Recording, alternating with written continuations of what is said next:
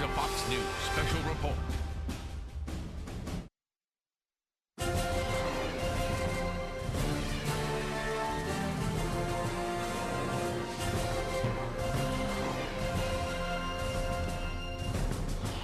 Hello from New York, I'm Bill Hemmer. Show you a live look now at the White House, where, as is tradition every year, the President of the United States is about to hold his end-of-the-year news conference. Many topics to discuss today, including the economy and gas prices, our relationship with Russia, Cuba and the movement this past week there, and also the Middle East, the immigration move of 2 weeks ago, and, of course, working with the new majority Republican Congress come January. A Fox News correspondent, Leland Vittert, live at the White House. There in Fox Business Network's Lauren Simonetti is here in New York with me. And Leland, let's start there as we await the president. A matter of moments here. The headline in the last hour is this: the FBI officially pointing the finger at North Korea for the Sony mess. What will we learn more about this, do you believe? Well, exactly, Bill. And the FBI saying essentially electronic fingerprints link North Korea to the hacking of Sony over that movie, and now the president. Hello, everybody. They really got a full house today, huh? Well, all I want for Christmas is to take your questions. But first, let me say a little bit about this year. In last year's final press conference, I said that 2014 would be a year of action and would be a breakthrough year for America. And it has been. Yes, there were crises that we had to tackle around the world, many that were unanticipated. We have more work to do to make sure our economy, our justice system, and our government work not just for the few, but for the many. But there is no doubt that we can enter into the new year with renewed confidence that America is making significant strides where it counts. The steps that we took early on to rescue our economy and rebuild it on a new foundation helped make 2014 the strongest year for job growth since the 1990s. All told, over a 57-month streak, our businesses have created nearly 11 million new jobs. Almost all of the job growth that we've seen have been in full-time positions. Much of the recent pickup in job growth has been in higher-paying industries. And in a hopeful sign for middle-class families, wages are on the rise again.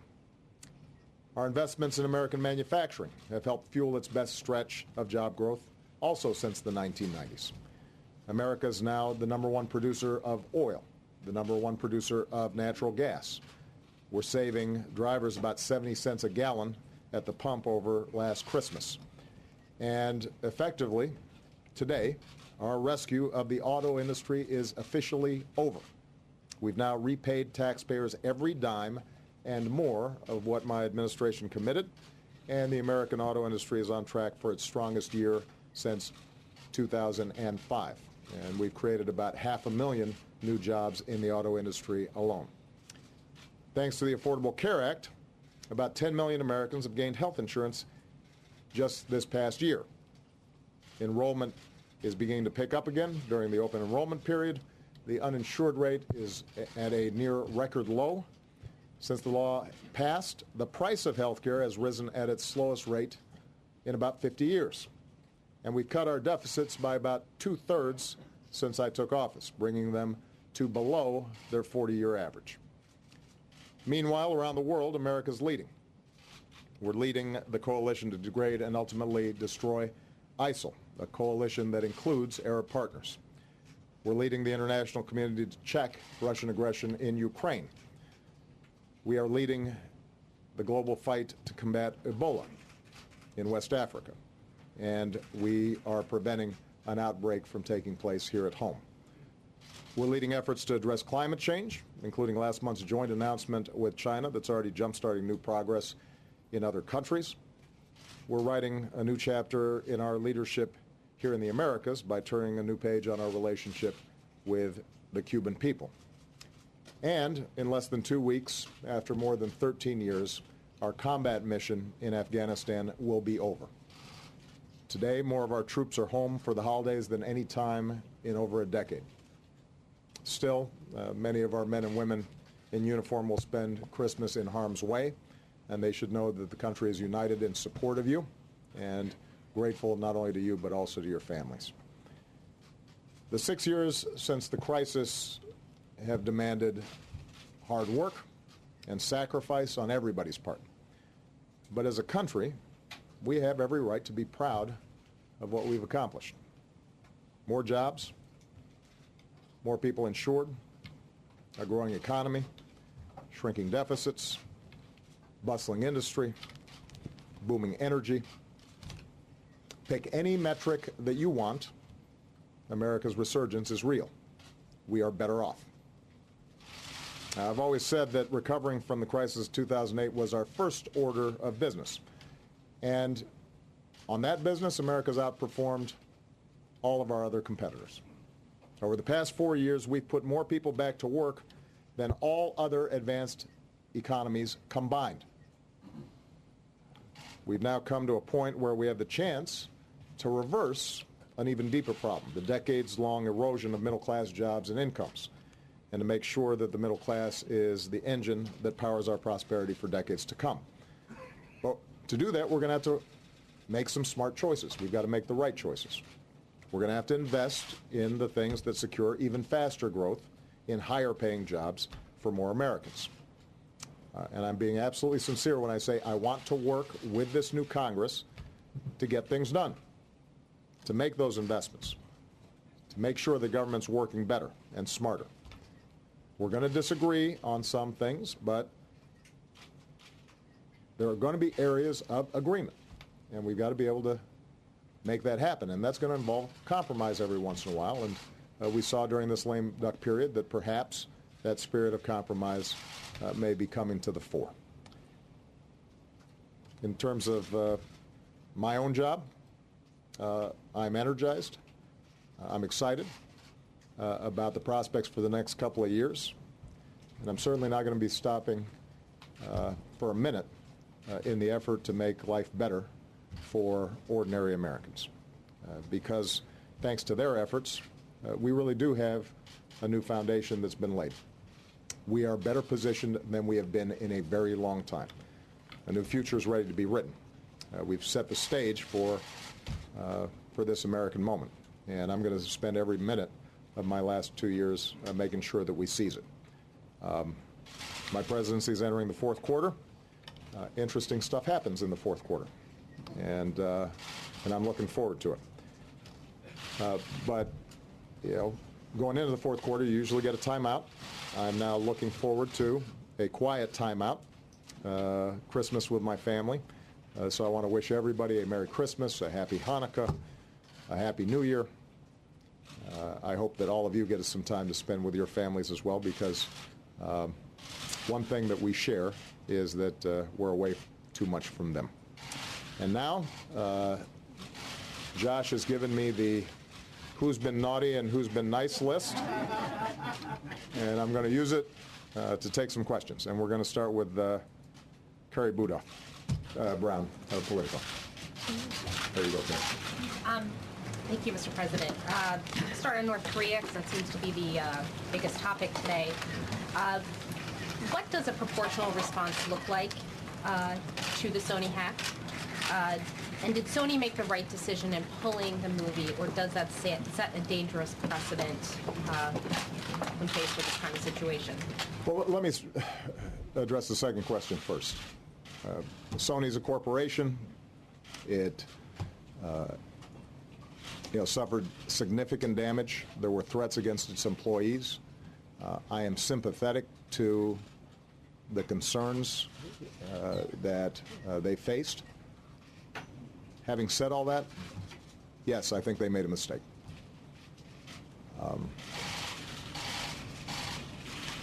In this interconnected digital world, there are going to be opportunities for hackers to engage in cyber assaults, both in the private sector and the public sector.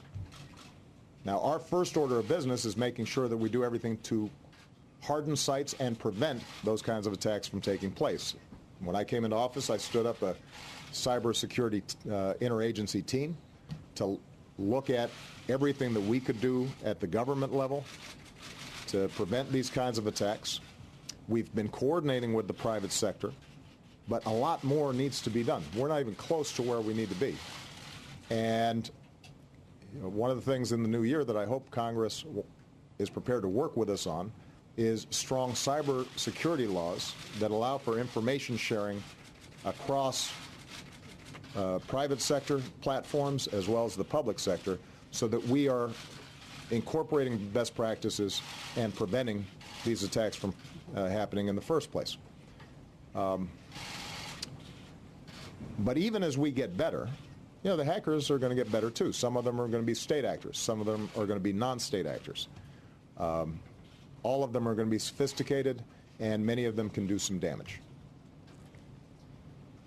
We cannot have a society in which some dictator someplace can start imposing censorship here in the United States. Because if somebody is able to intimidate folks out of releasing a satirical movie, imagine what they start doing when they see a documentary that they don't like, or news reports that they don't like.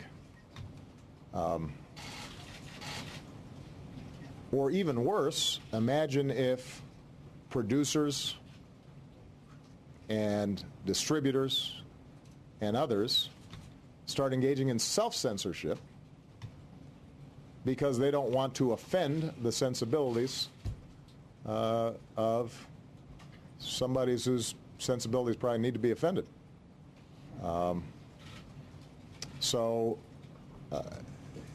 That's not who we are. That's not what America's about. Again, I'm sympathetic that Sony, as a private company, was worried about liabilities and this and that and the other. I wish they'd spoken to me first. I would have told them, do not get into a pattern in which you're intimidated by these kinds of criminal attacks.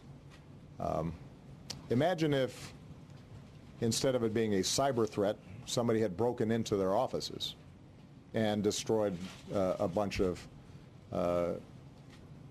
computers and stolen disks. And is that what it takes for suddenly you to pull the plug on something? We'll engage with not just the film industry, but the news industry and the private sector around these issues. We already have. We will continue to do so. But I think all of us have to anticipate occasionally there are going to be breaches like this. They're going to be costly. They're going to be serious. We take them with the utmost seriousness. But we can't start changing our patterns of behavior any more than we stop going to a football game because there might be the possibility of a terrorist attack. Any more than Boston didn't run its marathon this year because of the possibility that somebody might try to cause harm. Let's not get into that way of doing business. Can you just say what the response would be to this attack, and then also would you consider taking some sort of symbolic step like watching the movie yourself or doing some sort of screening here? I've got a long list of movies I'm going to be watching. Will this be one? I never release my full movie list. But let's talk of the specifics of what we now know. The FBI announced today that, and we can confirm that North Korea engaged in this attack. I think it says something interesting about North Korea that they decided to have the state mount an all-out assault on a movie studio because of a satirical movie starring Seth Rogen and James Flacco. I love Seth, and I love James. But the notion that that was a threat to them, I think, gives you some sense of the kind of regime we're talking about here. They caused a lot of damage, and we will respond. We will respond proportionally, and we'll respond in a place and time and manner that we choose. It's not something that I will announce here today at a press conference. More broadly, though, this points to the need for us to work with the international community to start setting up some very clear rules of the road in terms of how the internet and cyber operates. Right now, it's sort of the Wild West. And part of the problem is you've got weak states that can engage in these kinds of attacks. You've got non-state actors that can do enormous damage. That's part of what makes this issue of cybersecurity so urgent. Again, this is part of the reason why it's going to be so important for Congress to work with us and get an actual bill passed that allows for the kind of information sharing we need. Because, if we don't put in place the kind of architecture that can prevent these attacks from taking place, this is not just going to be affecting movies. This is going to be affecting our entire economy in ways that are extraordinarily significant. And by the way, I hear you're moving to Europe. Where are you going to be? Brussels. Brussels. Yes. Helping Politico start a new publication. Well, congratulations. I've been covering you since the beginning, so. Well, I think It's been a long road. I think there's no doubt that what Belgium needs is a version of Politico.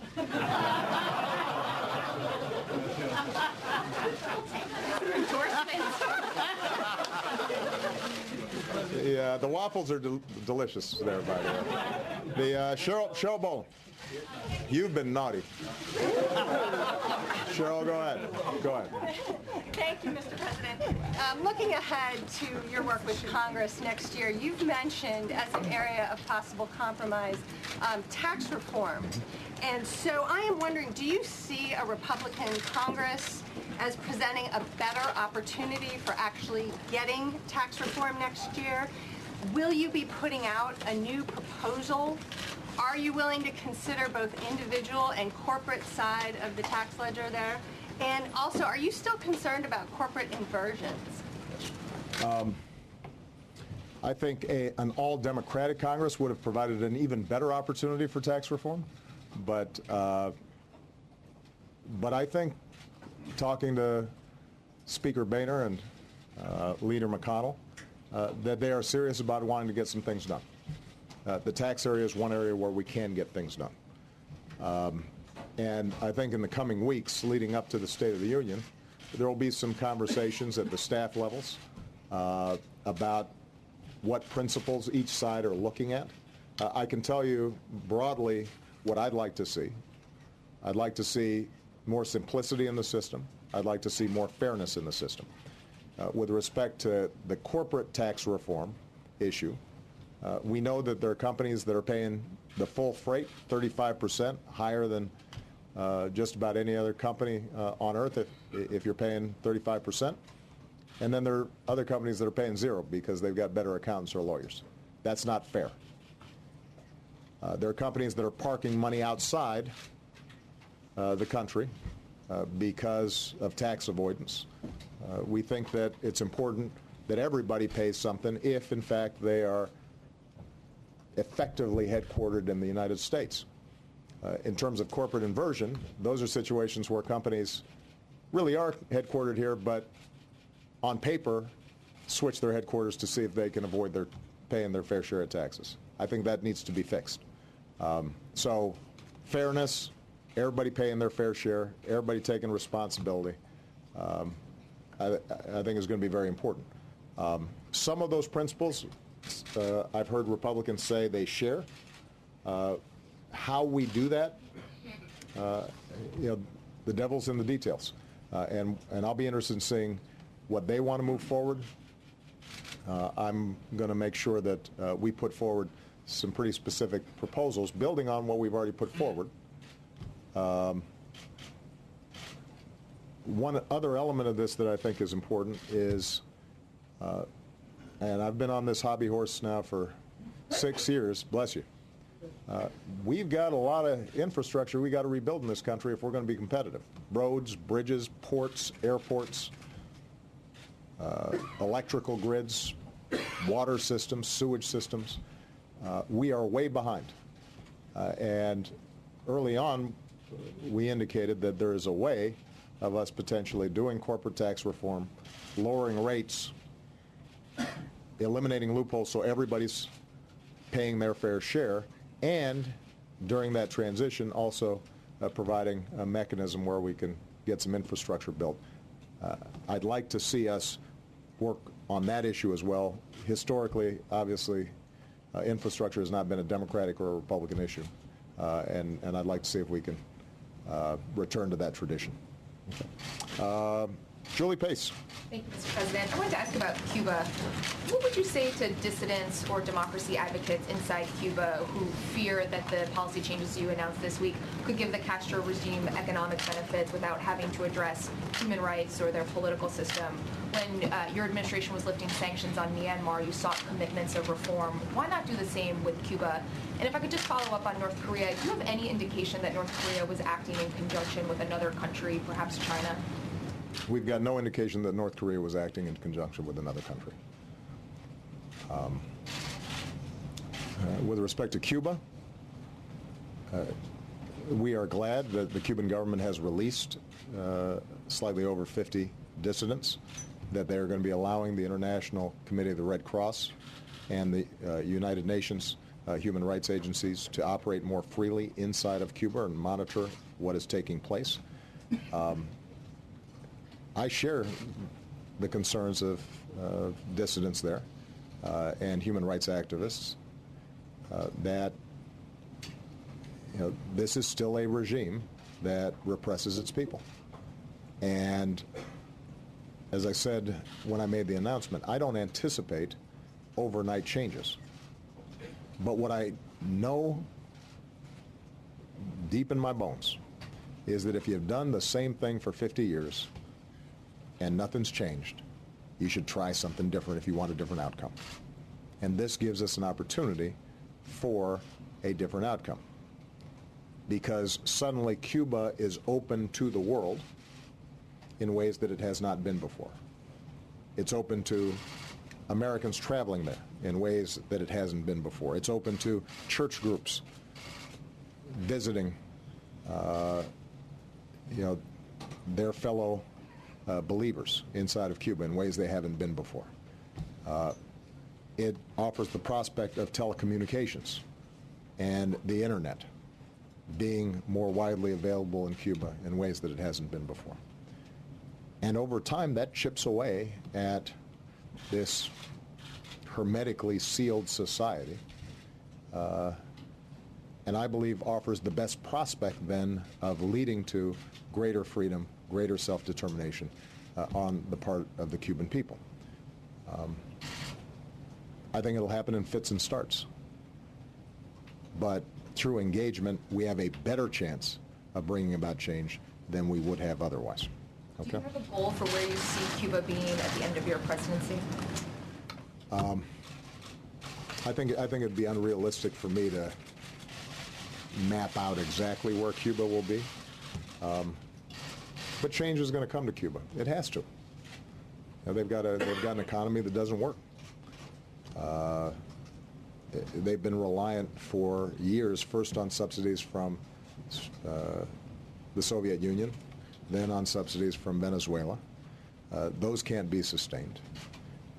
And the more the Cuban people see what's possible, the more interested they are going to be in change. But how societies change is country-specific, it's culturally specific. It could happen fast, it could happen slower than I'd like. But it's going to happen, and I think this change of policy is going to advance that. Leslie Clark. Thank you, President. I had a number of questions on Cuba as well. Okay. Appreciate that. I wanted to Do I have to write all these down? How many? A number sounded intimidating. Quick as I can. Okay. I wanted to see if you got any assurances from the Cuban government that it would not revert to the same sort of sabotage the deal as it has in the past when past presidents have made similar overtures to the government. Meaning, be specific. What do you mean? When the Clinton administration made some overtures, they shot down planes. They sort of had this pattern of doing provocative So just Provocative general provocative activity. Provocative activities anytime the U.S. has sort of reached out a hand to them. Okay. I wanted to see what is your knowledge of whether Fidel Castro, did he have any role in the talks? Did you talk, when you talked to President Castro, Raul Castro, did Fidel Castro's name come up, or did you ask about him? How's he doing? People haven't seen him in a while.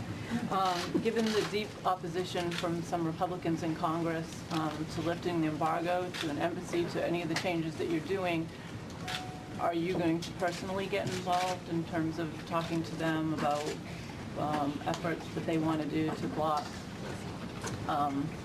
money on a new embassy? All right, Leslie, I think I'm going to cut you off here. Now, this is taking up a lot of time. Okay, all right. All right. So, with respect to sabotage, I mean, my understanding of the history, for example, the plane being shot down, it's not clear that that was the Cuban government purposely trying to undermine overtures by the Clinton administration. It was a tragic circumstance that ended up collapsing talks that had begun to take place. I haven't seen a historical record that suggests that they shot the plane down specifically in order to undermine overtures by the Clinton government. I think it is not precedented for the President of the United States and the President of Cuba to make an announcement at the same time that they are moving towards normalizing relations. So there hasn't been anything like this in the past. That doesn't mean that over the next 2 years we can't anticipate them taking certain actions that we may end up finding deeply troubling, either inside of Cuba or with respect to their foreign policy. And that could put significant strains on the relationship. But that's true of a lot of countries out there where we have an embassy. And the whole point of normalizing relations is that it gives us a greater opportunity to have influence with that government than not. So I would be surprised if the Cuban government purposely tries to undermine what is now effectively its own policy. I wouldn't be surprised if they take at any given time actions that we think are a problem. And we will be in a position to respond to whatever actions they take the same way we do with a whole range of countries around the world when they do things we think are wrong. But the point is that we will be in a better position, I think, to actually have some influence.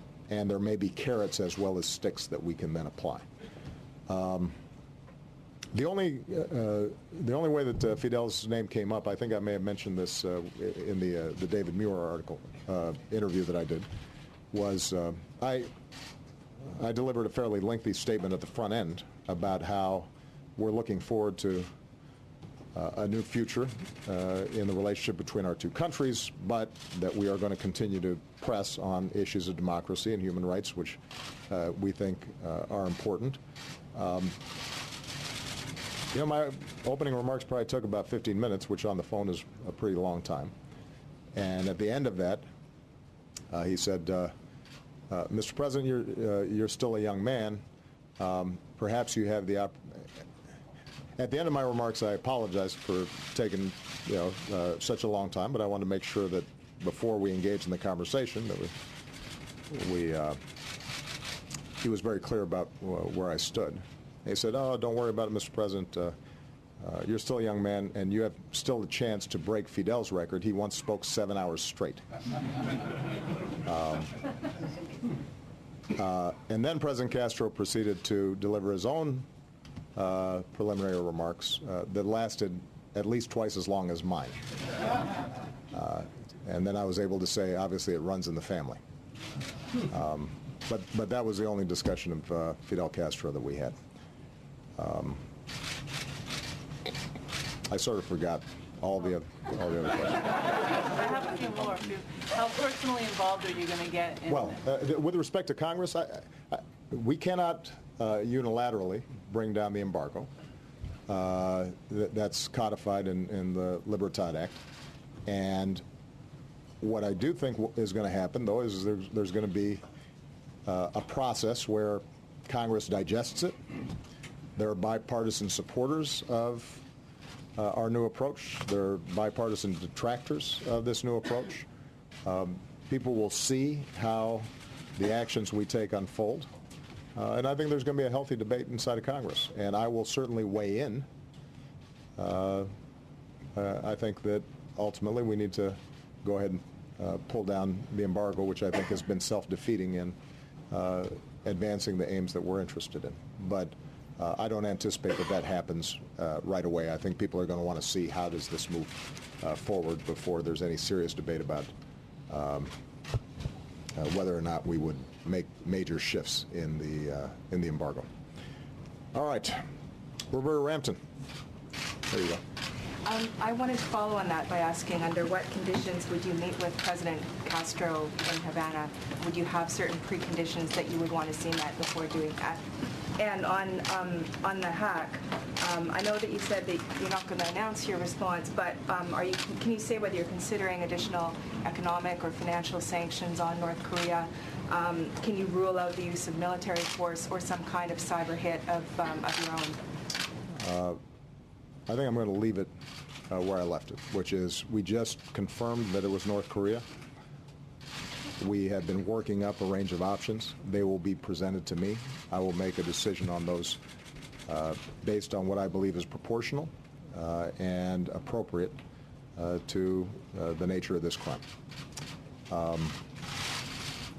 With respect to Cuba, we're not at a stage here where me visiting Cuba or President Castro coming to the United States is in the cards. I don't know how this relationship will develop over the next several years. I'm a fairly young man, so I imagine that at some point in my life I will have the opportunity to visit Cuba and enjoy interacting with the Cuban people. But there's nothing specific where we're trying to target some sort of visit on my part. Colleen McCain-Nelson. Thank you, Mr. President. There you are. You spoke earlier about 2014 being a breakthrough year, and you ended the year with executive actions on Cuba and immigration and climate change. But you didn't make much progress this year on your legislative agenda, and some Republican lawmakers have said they're less inclined to work with you if you pursue executive actions so aggressively. Are you going to continue to pursue executive actions if that creates more roadblocks for your legislative agenda? Or have you concluded that it's not possible to break the fever in Washington and the partisan gridlock here? I think there are real opportunities to get things done in Congress. As I said before, I take Speaker Boehner and Mitch McConnell at their words that they want to get things done. I think the American people would like to see us get some things done. The question is going to be, are we able to separate out those areas where we disagree and those areas where we agree? I think there are going to be some tough fights on areas where we disagree. If Republicans seek to take health care away from people who just got it, they will meet stiff resistance from me. If they try to water down consumer protections that we put in place in the aftermath of the financial crisis, I will say no. And I'm confident that I'll be able to uphold vetoes of those types of provisions. But on increasing American exports, on simplifying our tax system, on rebuilding our infrastructure, my hope is that we can get some things done. I've never been persuaded by this argument that if it weren't for the executive actions, they would have been more productive. There's no evidence of that. So I intend to continue to do what I've been doing, which is where I see a big problem and the opportunity to help the American people, and it is within my lawful authority to provide that help, I'm going to do it. And I will then, side by side, reach out to members of Congress, reach out to Republicans and say, let's work together. I'd rather do it with you. Immigration's the classic example. I was really happy when the Senate passed a bipartisan comprehensive immigration bill. And I did everything I could for a year and a half to provide Republicans the space to act, and showed not only great patience but flexibility, saying to them, look, if there are specific changes you'd like to see, we're willing to compromise. We're willing to be patient. We're willing to work with you. Ultimately, it wasn't forthcoming. And so, the question is going to be, I think, if executive actions on areas like minimum wage or equal pay or having a more sensible immigration system are important to Republicans, if they care about those issues and the executive actions are bothering them, there is a very simple solution, and that is pass bills and work with me to make sure I'm willing to sign those bills. Because both sides are going to have to compromise. On most issues, in order for their initiatives to become law, I'm going to have to sign off. And that means they have to take into account the issues that I care about, just as I'm going to have to take into account the issues that they care about. All right. I think this is going to be our last question. Juliet Alsprin. There you go. Thanks so much. So one of the first bills that Mitch McConnell said he will send to you is one that would authorize the construction of the Keystone XL pipeline. Right. When you've talked about this in the past, you've minimized the benefits and you've highlighted some of the risks associated with that project. I'm wondering if you could tell us both what you would do when faced with that bill, given the Republican majority that we'll have in both chambers, and also what do you see as the benefits? And given the precipitous drop we've seen in oil prices recently, does that change the calculus in terms of how it would contribute to climate change, and whether you think it makes sense to go ahead with that project? Well, I don't think I've minimized the benefits. I think I've described the benefits. If at issue in Keystone is not American oil, it is Canadian oil that is drawn out of tar sands in Canada. That oil currently is being shipped out through rail or trucks, and it would save Canadian oil companies and the Canadian oil industry an enormous amount of money if they could simply pipe it all the way through the United States down to the Gulf.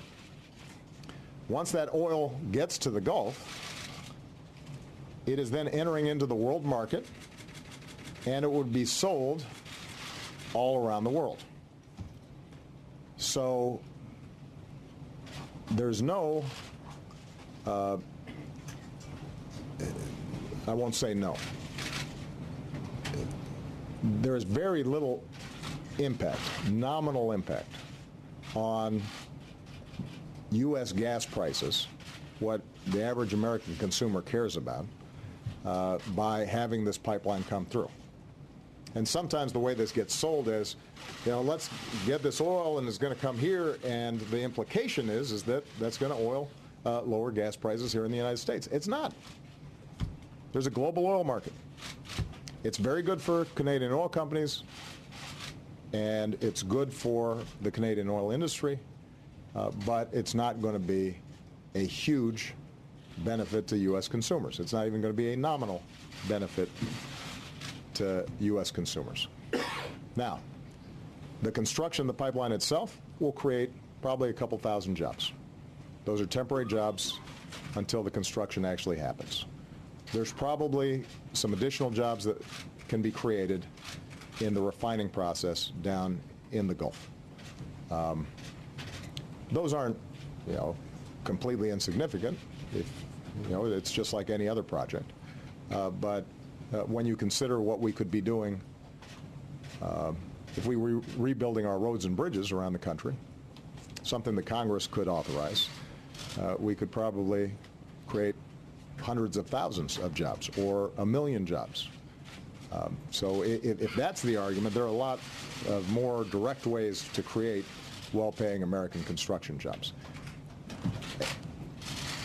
And then with respect to the costs, all I've said is that I want to make sure that if, in fact, this project goes forward, that it's not adding to the problem of climate change, which I think is very serious and does impose serious costs on the American people. Some of them long-term, but significant costs nonetheless. If we've got more flooding, more wildfires, more drought, there are direct economic impacts on that. And as we're now rebuilding after Sandy, for example, we're having to consider how do we increase preparedness and how we structure infrastructure and housing and so forth along the Jersey Shore. That's an example of the kind of costs that are imposed, and you can put a dollar figure on it. So in terms of process, you've got a Nebraska judge that's still determining whether or not the new path for this pipeline is appropriate. Once that is resolved, then the State Department will have all the information it needs to make its decision. But I've just tried to give this perspective because I think that there's been this tendency to really hype this thing as some magic formula and to what ails the U.S. economy, and it's hard to see on paper where exactly they're getting that information from. In terms of oil prices and how it impacts the decision, I think that it won't have a significant impact, except perhaps in the minds of folks when gas prices are lower, maybe they're more less susceptible to the argument that this is the answer to lowering gas prices. But it was never going to be the answer to lowering gas prices because the oil that would be piped through the Keystone Pipeline would go into the world market, and that's what determines oil prices ultimately. In terms of Congress forcing your hand on this, is this something where you clearly say you're not going to let Congress force your hand on whether to approve or disapprove this permit? I'll see what they do. Yeah, we'll take that up in the new year. All right. Any New Year's resolutions? I'll ask. April, go ahead, April. Thank you. Go ahead. Thank you, Mr. President. Last question, I guess. Mr. President, 6 years ago this month, I asked you what was the state of Black America in the Oval Office, and you said it was the best of times and the worst of times. You said it was the best of times in the sense that there has never been more opportunity for African Americans who have received a good education, and the worst of times for unemployment and the lack of opportunity. Well, ending 2014, what is the state of Black America as we talk about those issues, as well as race relations in this country? Like the rest of America, Black America in the aggregate is better off now than it was when I came into office. The jobs that have been created, the people who've gotten health insurance, the housing equity that's been recovered, the 401 pensions that have been recovered, a lot of those folks are African American. They're better off than they were. The gap between income and wealth of white and Black America persists, and we've got more work to do on that front. I've been consistent in saying that this is a legacy of a troubled racial past, of Jim Crow and slavery. That's not an excuse for Black folks. And I think the overwhelming majority of Black people understand it's not an excuse. They're working hard. They're out there hustling and trying to get an education, trying to send their kids to college, but they're starting behind oftentimes in the race. And what's true for all Americans is we should be willing to provide people a hand up, not a handout, but help folks get that good early childhood education, help them graduate from high school, help them afford college. If they do, they're going to be able to succeed, and that's going to be good for all of us. And we've seen some progress. The education reforms that we've initiated are showing measurable results. We have the highest high school graduation that we've seen in a very long time. We are seeing record numbers of young people attending college. In many states that have initiated reforms, you're seeing progress in math scores and reading scores for African American and Latino students, as well as the broader population. But we've still got more work to go. Now, obviously, how we're thinking about race relations right now has been colored by Ferguson, the Garner case in New York, a growing awareness in the broader population of what I think many communities of color have understood for some time, and that is that there are specific instances, at least, where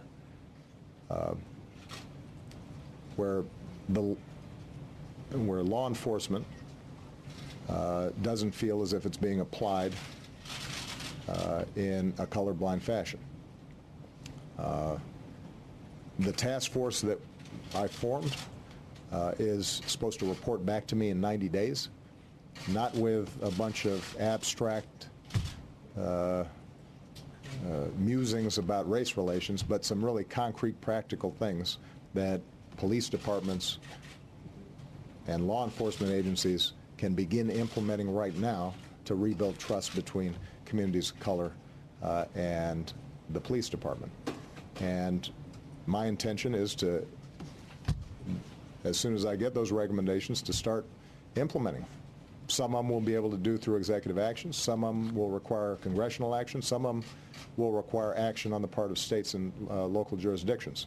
But I actually think it's been a healthy conversation that we've had.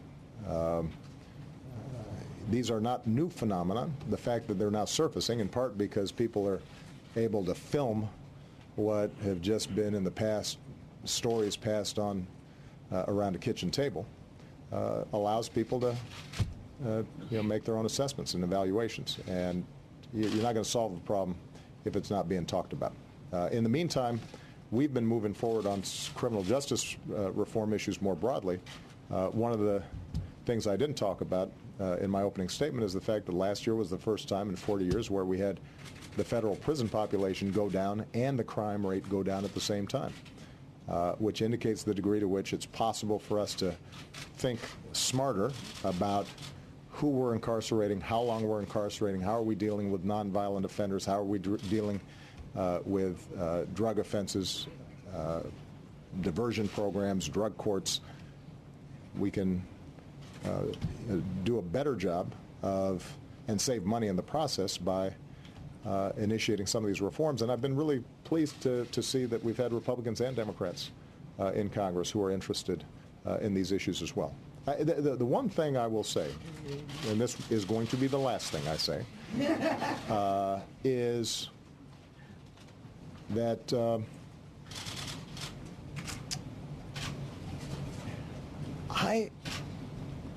one of the great things about this job is you get to know the American people. I mean, you meet folks from every walk of life and every region of the country and every race and every faith. And what I don't think is always captured in our political debates is the vast majority of people are just trying to do the right thing. And people are basically good and have good intentions. Sometimes our institutions and our systems don't work as well as they should.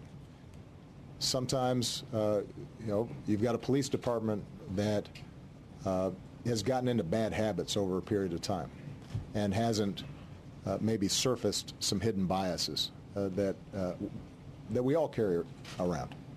But if you offer practical solutions, I think people want to fix these problems. This isn't a situation where people feel good seeing somebody choked and dying.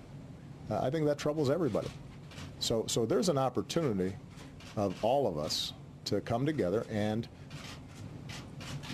take a practical approach to these problems.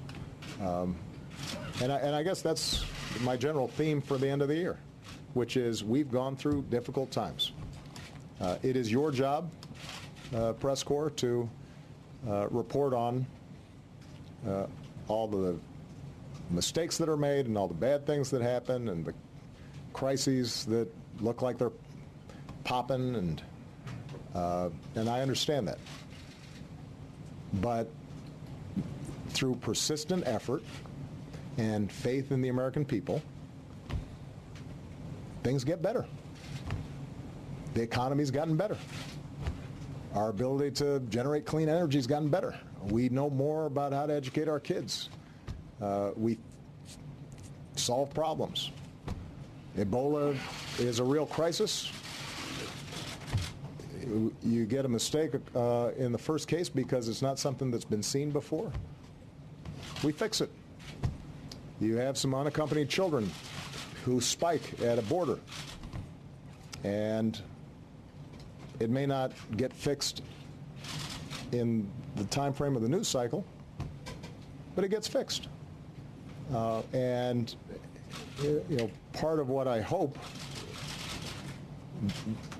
as we reflect on the new year, this should generate is some confidence.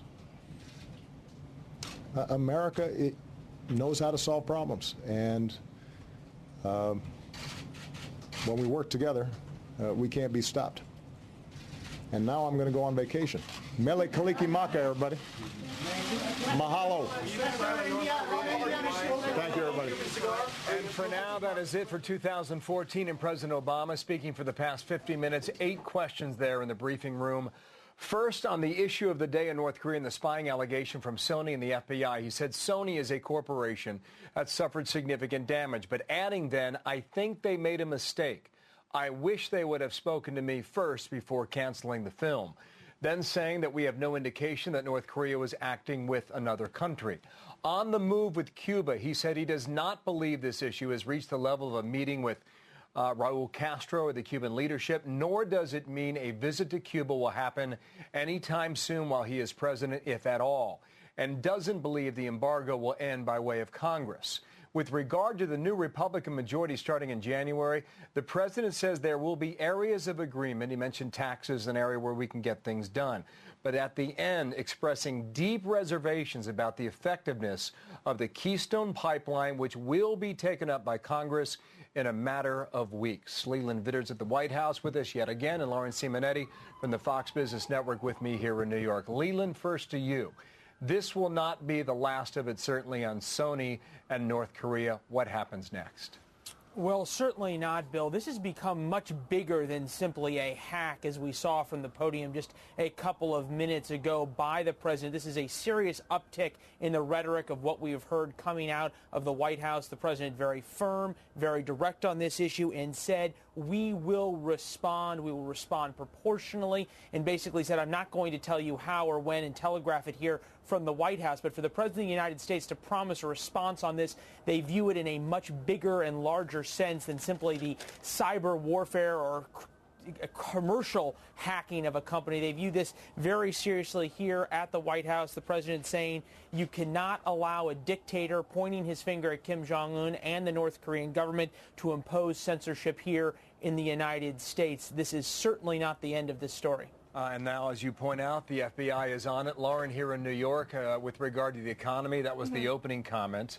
Yeah. We got into a little bit of the Keystone at the end there, but he said America's resurgence is real, and then said the tax areas where we can get things done with a new Republican majority. Where is that going? Oh, good question. And he was not firm or direct on the answer of tax reform in the new year. He said he was hopeful for a simplistic and a more fair tax code, but how are we going to see that? He pointed to the fact that so many big corporations here in the U.S. pay the highest tax rates in the world at 35%, but didn't mention perhaps cutting that tax rate. So we see fewer inversions and fewer tricks by fancy lawyers and accountants to get around some of those high tax rates, Bill. All right, Lauren, thank you. Lauren Simonetti here for us in New York at FBN, and Leland, thanks to you as well.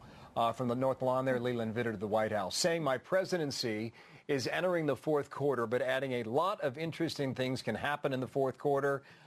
For now, though, it's off to Hawaii with his family and a 17-day vacation that begins later today. Stay tuned to the Fox News channel and this Fox station for continuing coverage of these stories and all the day's breaking news. And for all your financial news, check out Fox Business on cable and satellite. And of course, we are online all the time at foxnews.com. Have a terrific Friday. I'm Bill Hemmer in New York.